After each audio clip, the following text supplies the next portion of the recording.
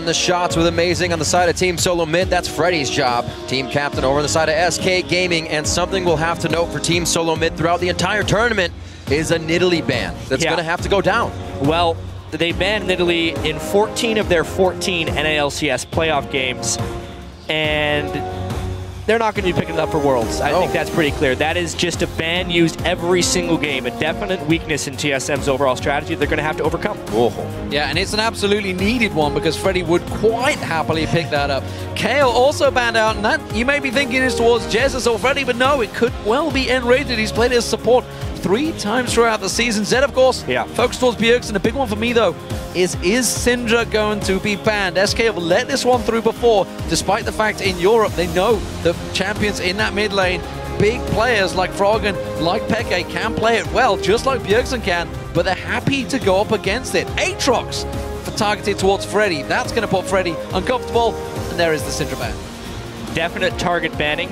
However, I think the big reason they banned Syndra there is they would have loved to ban Alistar or Maokai, but if you're not going to be able to control them, you just have to be able to trade them back and forth. Dyrus picking Alistar, I expect Maokai to come back on the other side. Ooh, awesome pickups to start. The cow does get through in game 2. As we go through the group stages, Freddy and Gilius now to pick up. Eyes on Gilius as well. Consider him to be an impact here to come in for the team if he can continuously play as Svenskeren did. Like they said, a little bit of counter jungling, but will he fall into that style? It's a fair bit of pressure. He was just in a pretty pressure-packed situation, actually, on Unicorns of Love. He qualified for the LCS. He ends up picking Kha'Zix, which is something Svenskeren actually was 6-1 on the playoffs with, so he's really just trying to fill his shoes, not change anything strategically for SK. They didn't rely on jungle shot calling to begin with. Most of their shot calling comes from Freddy 1-2-2 in the top lane, so maybe they can just pull off their normal strategies here. It does, of course, mean that Lee Sin has snuck through. 17 bans against him, amazing in that mid lane. Of course, back in the Copenhagen Wolves in Europe Spring, he was one of those top champions as well, so he's managed to rock this champion throughout the entire season, be it in Europe or North America.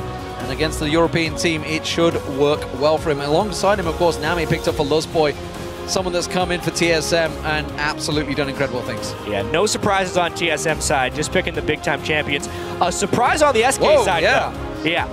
Locking down the zone, a very nice coming in for N-rated. They said he's got to make his champion pool bigger. All right, so we've seen a little bit of Sona play. It's been patchy throughout. Some Chinese teams are actually playing it. LGD Gaming. Obviously, N-rated is also a type of person who used to rely on Sona occasionally. It is the new Sona updated. If they're able to group up and if TSM doesn't have a lot of AoE, it's a little better. However, they're playing it against Alistar, Nami, and then whatever else TSM decides to throw at them. It is a vulnerable pick in the laning phase, a squishy champion, but if Sona does get ahead, I very much respect her power. I'm not that surprised to see her at Worlds. I am surprised to see Mundo picked up instead of Maokai in that, so that's something that has switched across for Freddy. Going to see how that works out. Of course, Ari's still on the table, but we're going to wait to see whether these Yasuo does get locked in for Bjergsen. And of course, Wild Turtle on Tristana, no surprises. That team synergizes amazingly if they lock it in. Everybody can prep Bjergsen for the knockup of Last Breath, and it is locked in. A lot of top-tier picks coming from Team Solomid. One thing that TSM likes to do frequently, instead of counter-picking matchups, is to pick entire team comps. And this is very similar to the Yasuo compositions they ran throughout the regular season when they would go for Yasuo. The only difference is they would run Lulu in the top lane, but they have a monster in there with the cow as well. So every single person on that team can contribute to Yasuo's ultimate, giving Bjergsen every single option he wants as far as which target to go for, and really trying to set him up to carry. Going back to that Mundo, these only been once Freddy had played that the entire summer. So it's definitely a turnaround, and we wondered that with the bans coming in, the Nidalee, the Aatrox, targeted towards him. Has that put Freddy in an uncomfortable position? Dyrus up against him. We'll see how it works out for him. It's true, one of the big stories that we need to follow here is whether or not Dyrus can neutralize Freddy and kind of take him off of his game. As a shot-calling top laner, if you're struggling in your own lane, you're not going to be able to make very many good initiation plays. Also, Mundo himself isn't a very good initiator. It will be kind of difficult for SK to find the right type of plays throughout the map. Well, with the match about to get underway, we'd like to turn our attention to Twitter. Tell us who you think will score first blood. Use the hashtags TSMWin or hashtag SKWin. And of course, we'll send your tweets to LOL Esports. We'll check them out as we get the game underway. Here are the teams, here are the champions. What do we think here? Well, a little bit of sustain in the bot lane is the one thing that I think. Not necessarily a huge lead here for Trisnami. If they can land a few big-time bubbles, it will be very interesting to see whether N-Rated can stay alive. I think that bottom lane is potentially the weak point. Potentially the weak point of TSM. Wild Turtle has struggled massively in laning phase near the end of the North American season, and he needs to pick it up for Worlds. And here we are, Game 2. Coming out of Group B for this one. TSM versus SK Gaming. As we said, Gilius stepping in for Svenskeren throughout this. And we are going to see the game underway.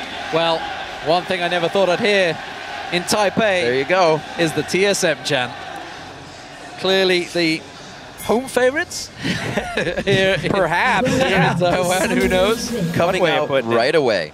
So one thing that's always intrigued me about SK is they're the team that is all right with taking breaks, but they'll come back a little weaker than they usually do, and even did so coming into Worlds, but it's kind of a stop the burnout factor for them. It's one of those teams, we talk about their sports psychologists frequently, but during the summer split, when they were slumping, when they came out of the slump, Candy Panda was very upfront about it. He said, we slumped because we were slacking off. We weren't practicing as much because we didn't want to burn out before the end of the season. They started grinding near the end of the season. They made it back into the playoffs. They gave Alliance a great run in the semifinals. Many people think SK was actually the second best team in Europe after playoffs. Of course, all of that changes with the Gilius substitution in the jungle right now. But it definitely has to be noted. Maybe they're going to be more fresh than other teams. Yeah, and the Gilius substitution is obviously a big point in this one. But you would say, despite the fact he's a fresh-faced kid coming into this one, thrown into the World Championships, completely wouldn't have expected that. It was a challenger team not too long ago. He has performed brilliantly on Unicorns of Love. You cannot deny it. However, it is a very different team. That's all about supporting Power of Evil in the mid lane. Can he do the same with Jesus? Jesus is a completely different player to Power of Evil. Power of Evil will carry games, and Gilius will support him. And I gotta wonder, with Freddy being the shot caller, whether he's just gonna pull him towards that top lane or maybe down the bottom. Well, you usually get the regular lane of Jesus kind of farming, being by himself. He didn't get a lot of attention from Svenskeren either.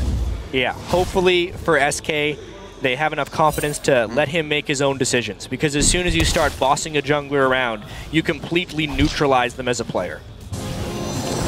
So down the bottom, immediate aggression. Will we see some level 2 plays from either of these teams? TSM playing it cautiously. Back towards the tower, Candy Panda shoving the wave in alongside N-Rated. It's been a long time since we saw Sona down in this bottom lane. I'm ready for it. I was watching a whole bunch of LGD games, and their support would often pair it with Graves, and they had a lot of success in the laning phase. The damage output, when they get both people in that new Q snuggle zone, they can get a whole bunch of damage when they decide to go for a trade. Giving out all the hugs to start off the game. Looks like pretty on par for both junglers here as they start. We even may get treatment for the bottom lane from both if they decide to go straight there. A lot of pressure in this game. We talk about pressure for Dyrus and being able to perform here. Did quite well in the playoffs for Team Solomid. Also talk about Jez's, who's talked about his confidence kind of being shaken. He's quoted himself as that. I have to really wonder what's going to happen in this mid lane. Bjergsen is just so good in the mid lane. And obviously, Jez's is not the most hyped mid laner. He just kind of has to get by. He's usually pretty consistent as well. This is a tough one, though. Yeah, looks like Bjergsen's trying to set him up here, trying to force him off to the left-hand side. Amazing, ready and waiting to go, but doesn't look like he's taking the bait right now. Jez is going pretty deep on this one. He's in trouble. Can they get him down? Manages to dodge the Sonic Wave. Ignite was also used. Heal flash by Jez as Summoner spells burnt on both sides, but Jez is safe for now. Gotta say, my boy's very impressed when an early level 3 Yasuo can get off that attack. You already have the wall or the Q up.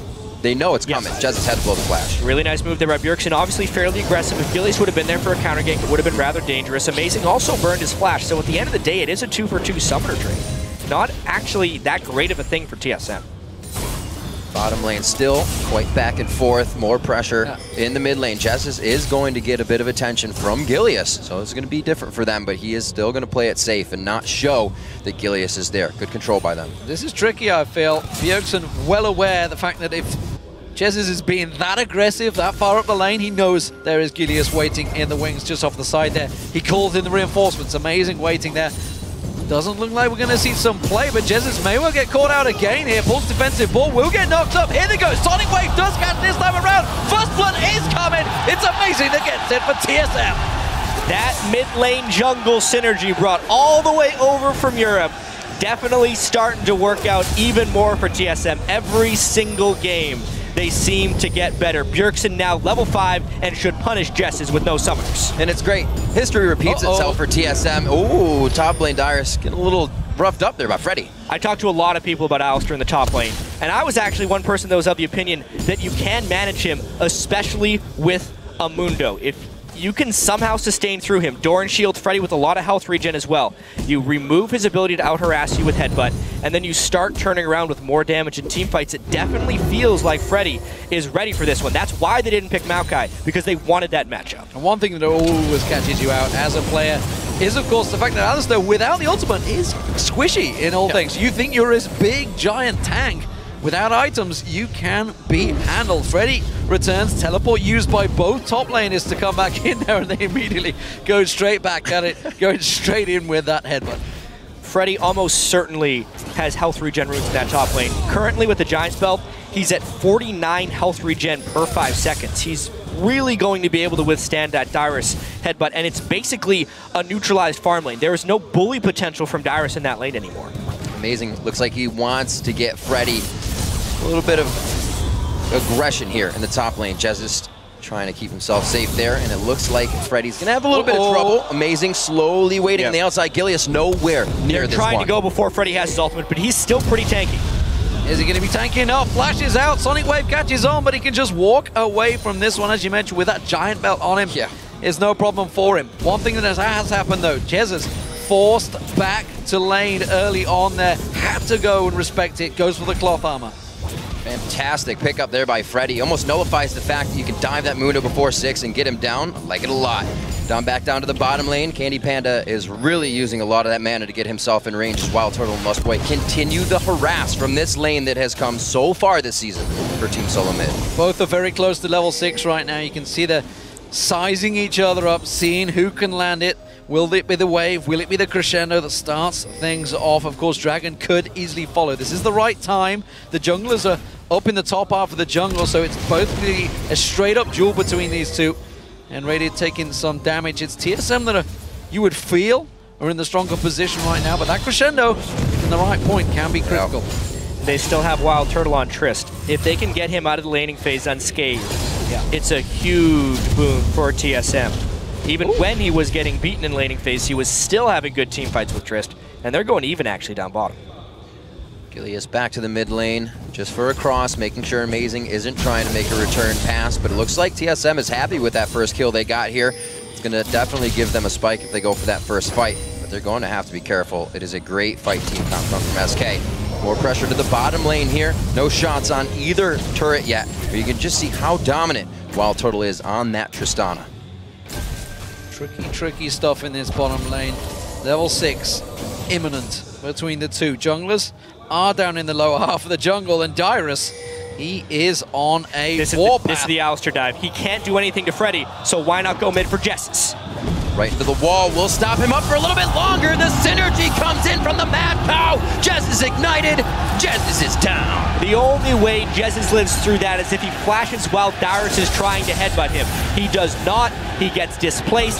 Bjergsen ults on top. It is a systematic, well-executed gank by TSM. And the blue also being stolen away by Amazing. He took his own, now he's going to take theirs, and that's a big problem for Jezz. He needed to get hold of that. He needs to try to keep up with Bjergsen. You can see the CS difference is starting to become huge between them, and he knew they're coming into this game that Bjergsen versus Jesus was going to be a critical point. And now we're going to get a 3v2 dive on bottom. It's in a ward, though. Gilius will try and counter gank this one, but Amazing goes it. Oh, not quite going to land it. Candy Panda. Gilius tries to react, comes across, catches the crescendo, and Amazing. And that is the first kill for SK. That was right on the point, the edge of the crescendo, but N-Rated landed it. What a spectacular shot right there by N-Rated. Doesn't even have to burn flash. Definitely well practiced on Sona. That's exactly what SK needed to just stay survived in this game.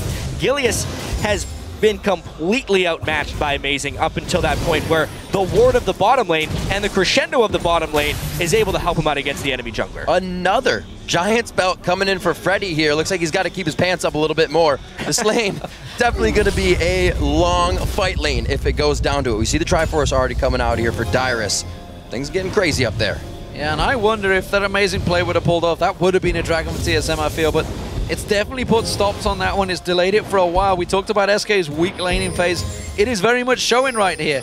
The mid lane, of course, big, strong, dominant force. Wild Turtle on Tristana. If he can get going on that ahead of Illusion, it is a win in lane phase regardless. The top lane, big difference in farm, but Dyrus has already roamed. He's already got himself an assist. Everything TSM has used has been towards Bjergsen, and that's really their power point right now. He's got a 2-level advantage onto Jess's. I suppose SK is trying to come back by just building multiples of the same items, double Giant's belt, triple longsword. At this point, they're still in a little bit of trouble though because Bjergsen is very powerful. Could be difficult. However, if Amazing continues to make aggressive plays, it will give them small windows to come back. Will he check the brush? Possibly not, but another ward goes down. They're pre-warding these to make sure they have consistent vision throughout the jungle. Gilius spotted out by that ward of TSM. There's the Cullen being used. Wild Turtle healed straight up by Lustboy. No problems there. Double buff still on Candy Panda, remember, from that earlier gank by Amazing. That's about to wear off. Gilius, a little bit of counter jungling here, but Amazing. He's creeping around the back of Jesus, but he's spotted. Jesus, if this turns into a 2v2 of any kind, TSM would come out on top, which is why Jesus has to run away. However, Gilius gets a little bit caught. Wards everywhere, and they're going to be able to give some protection to Gilius. He's forced to flash over the wall. Tough game for him. He is getting warded out everywhere. It's going to be a tough series. He just got thrown into the World Championship, obviously, and he is struggling a little bit here. Even the wards they're placing on the top side that aren't seeing Gilius is alerting TSM of where he is on the map. If he hasn't crossed the top side, then he's in the bottom. Let's make a gank here. They're using everything to their advantage, and every lane seems to have a good one of that. Bjergsen is completely honed in right now as well, and because Amazing is just setting up camp right there, there's nothing SK can really do to come back here unless Bjergsen makes a mistake. He's completely landing all the skill shots, keeping the pressure up, and the ward coverage is immaculate around where he is right now. Yeah, completely manhandled. There is a ward spotting this one. They know that this dragon is going down. I don't think they're going to do anything about it other than get a timer. You see SK sneaking in, but immediately the call's been given back away. You're never going to get close to this one. Gilius was not there. So, first dragon, big objective for TSM, gives them a fairly substantial gold lead. Just 12 minutes into this game. They're playing very well, very controlled, and it's kind of the way TSM always wants to play. They focus around Bjergsen so he can be a playmaker late game. And the biggest thing here is their bottom lane is actually winning. A lot of praises sung towards Team Solomid as they were boot camping a bit. Lustboy having great play throughout all of that practice. And TSM has definitely changed a few things about their gameplay. Getting that aggressive early start, and it's really paying off. 13 minutes onto this one. Not much pressure from Gilius in this bottom lane, and Candy Panda and N-Rated have been at that turret the majority of the time. Jesus absolutely struggled in this mid lane. Still yet to get his hands on the blue buff. Nearly 30 CS behind on Bjergsen. Absolutely has been the focus, and why not? It's well known that he is the weak point of SK Gaming in that mid lane, completely leaving the top lane alone. Dyrus and Freddy have been on the island untouched, and you know, it's a gigantic tank versus a gigantic tank, so no surprises. And we can see the overall gold lead here being about 2.5 thousand. 1,200 of that is in the mid lane. So it is just them absolutely picking on Jesses right now. And I think they're just going to continue this. There's nothing drastic that TSM needs to do. They need to continue to set up some ganks, obviously on Jesses. If they push him back far enough, then Bjergsen can begin roaming, but they're really just trying to work from the mid lane outwards towards the rest of the map. And Jesses is so piecing together his build. His spike will be so far away. trying to get a few items in there, and then Bjergsen coming out so strong already has to put in that Seeker's Arm guard. TSM once again towards the blue. Gilius able to figure it out. Looks like they get away nice and clean. This could well be the first claps we see. And the first big team fight, honestly. This blue buff, is it worth fighting over? TSM, little unsure on this one. They're buying time instead for the mid lane. They are going to give this one up. That means, or are they? Amazing tries to land it sneakily at the end there. Trying to force a smite, I think, from Gilius there. He did use it. Jesus gets the blue, though. Yeah, that was pretty much it. There's still a lot of pressure lost there by SK just to secure their blue buff. One thing I will say is even though SK is not buying a whole bunch of wards, they got pretty good value in the wards they are actually buying. Uh-oh. Oh, indeed. Everybody swarming the top lane here. Freddy using his ultimate early on this one, so it's going to be wearing off. Flashes it. They're getting what they want. Blocking the business there as he gets out. Buys time in the mid lane, though. Let's see whether they can push out or whether they're going to get punished for it. That's the question. Crescendo on the Wild Turtle. He's going to get locked up, but is it enough? Great disengage from Lost Boy. The wave, the Aqua Prison, everything lands, and TSM just walk away. Pretty sweet move there by N-Rated using Crescendo from the Fog of War, though. Definitely catching Wild Turtle a little bit out of position, but they're able to get out thanks to the fantastic play from Lost Boy. As we said, getting those praises sung, and he's showing it here on the stage as well, keeping consistent play up. That gold lead isn't getting much farther away, so SK has been able to stave off the advantage TSM has now, but Amazing is getting everything. Bjergsen's not needing blue buffs. He is getting big. Level 10 to Gilius' 9, still getting warded out in his jungle. TSM on a good path right now. One thing that has actually worked well for Jez is the fact that he's built into this. You just saw there, while he did get a little bit of damage on him from Bjergsen, it didn't do as much this time. He's got them Seeker's Arms guard. It has delayed his build. You can see he hasn't got that Athene's yet, but he's built correctly. Hasn't managed to stick to his path, built against what he needs. And it is going to be a simple game of delaying for SK Gaming, honestly. They need to get a lot of items on Jesus, but the fact is Bjergsen is going to have those 2 critical items before he gets there. And I feel like Freddy is just hoping he has enough armor to withstand a late game Wild Turtle. As far as TSM goes, especially with the Trinity Force Alistair, they are a full attack damage team. So armor stacking actually will work very well against them if they can get to reasonable levels of gold difference. At the moment, TSM is still outpacing them a little too quickly, but if this was an even gold game late and SK itemized appropriately with a lot of armor, they would actually have an item edge in that sense because their defensive items would be much more efficient. Such a spike right now coming in for Team Solomid. Gilius gets hit up. That's just the Shiv and the Q. A little bit of pain being delivered there. That can also come from Wild Turtle. These guys far and ahead on items, a minute on Dragon, and they're going to look to pressure that quite nicely. Forced to back off. Gilius heads back to the jungle. Looks like he's cleaning up what he can. Still warded out on the top side. They are not making it easy for the newcomer. I can't tell whether that was gutsy reaction from Gilius to not flash there or simple shock. It was just like, I've just lost half my hit points, guys. I don't know what happened. He had Orianna right behind him, so yeah, obviously Bjergsen was just being a little bit safe. It was still real scary, though. Sightstone on Lee Sin very early as well. Lizard Elder. For a second, I thought it was a Sightstone Kha'Zix. But no, that's just a normal build for me. Gilius can't get next to a brush without getting hit. Jess Bjergsen getting his own ultimate in. Oh, the Sonic Wave doesn't quite hit, but the safeguard comes in. Whoa. He cleans it up with the last Q. What a slick move there by TSM. I thought they were leaving him a little bit extra alive, knowing he'd still have a shockwave to suck him back in. Amazing making it out just in the nick of time, barely taking any damage. Oh, Crescendo does not land this time around, and that's the Aqua Prison followed by the bubble. Brilliant play, but then Raiden gets away. Wild Turtle not going to get turned around. Candy Panda wants to pursue, but Amazing's coming in around the side. Candy gets back up towards him, comes around the backside and ready. Sonic Wave doesn't land. No reactions. Bjergsen comes in. Dyrus teleports in. They are so dead. 5-man pylon in the bottom. SK Gaming in all sorts of trouble. Freddy comes down to join the party, but he's simply just another death for TSM. That's a double for Wild Turtle. 3 for 0. Fantastic play by TSM. Sometimes when you're under a turret, you just have to give up. At that point, the teleport was completely wasted. TSM had a monstrous advantage. There was no escape, and SK just makes matters worse. Wow! Gilius going down. Jess is in the wrong place at the wrong time, and the cow comes in to give him the what for.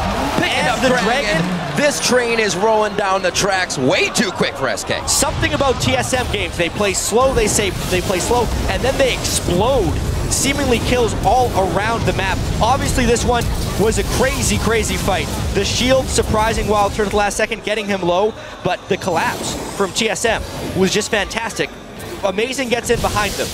Almost the fact that he was missing these spells just made matters worse because it delayed the inevitable.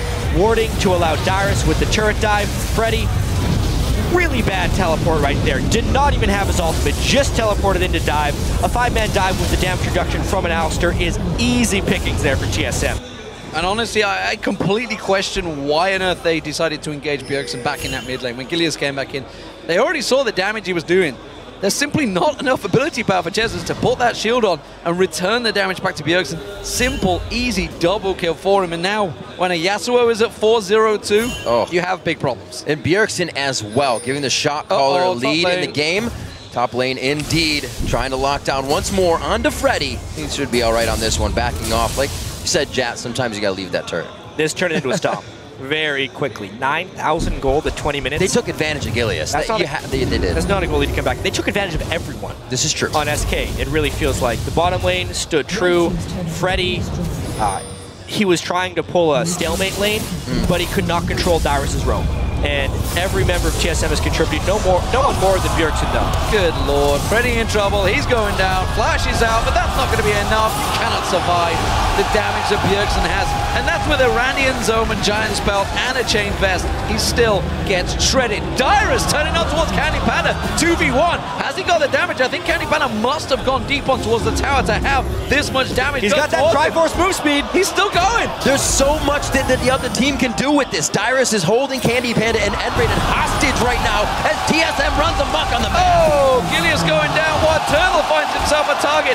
Dyrus bullies out two.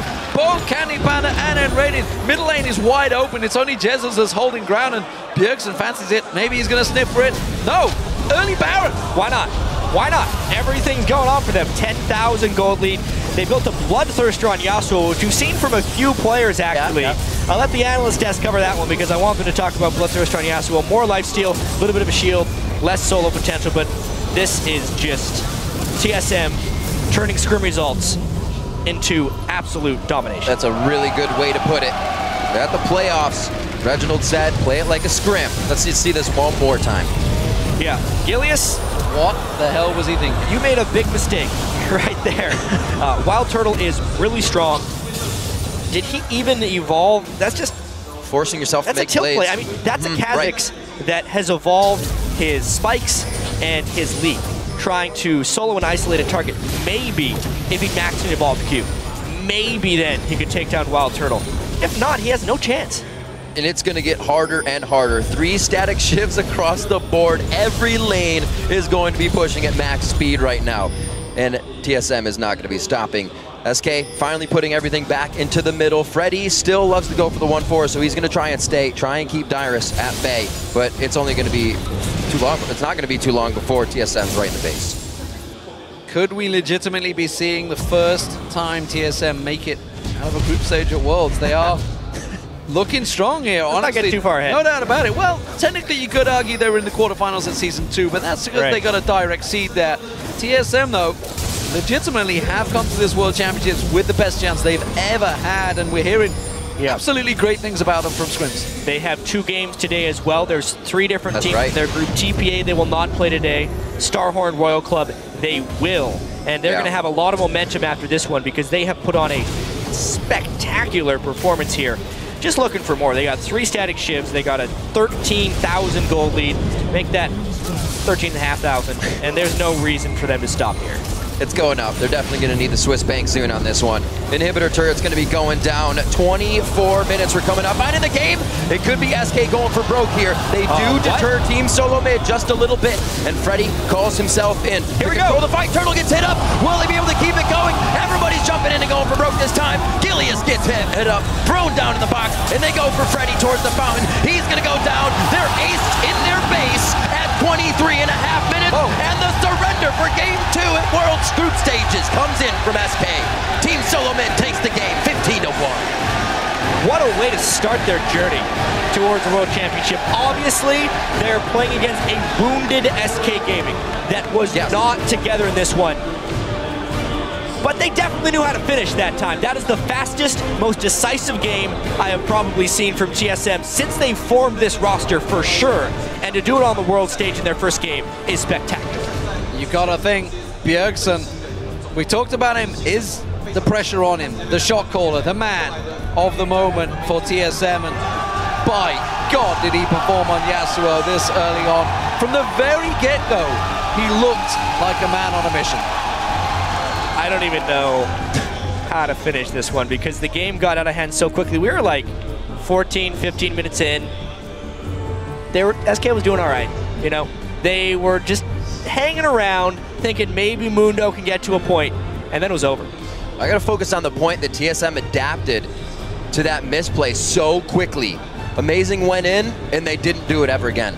They didn't make a wrong call after that. They were in the game, and they were ready to just take the win.